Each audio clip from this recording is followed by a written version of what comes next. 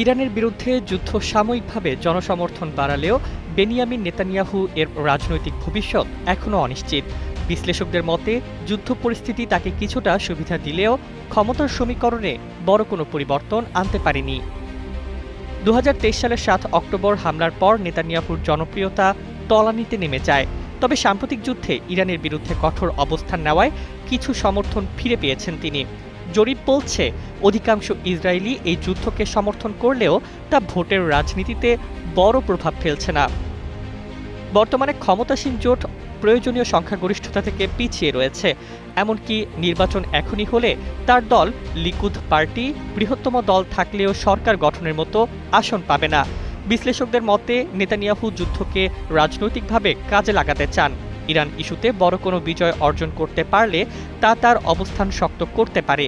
তবে বাস্তবতা হলো সংঘাত দীর্ঘায়িত হচ্ছে, দ্রুত কোনো নির্ণায়ক জয় দৃশ্যমান নয়। অন্যদিকে দেশের অভ্যন্তরীণ সংকট, অর্থনীতি, সেনা নিয়োগ বৈষম্য এবং প্রশাসনিক ব্যর্থতা ভোটারদের কাছে বড় ইস্যু হয়ে উঠেছে।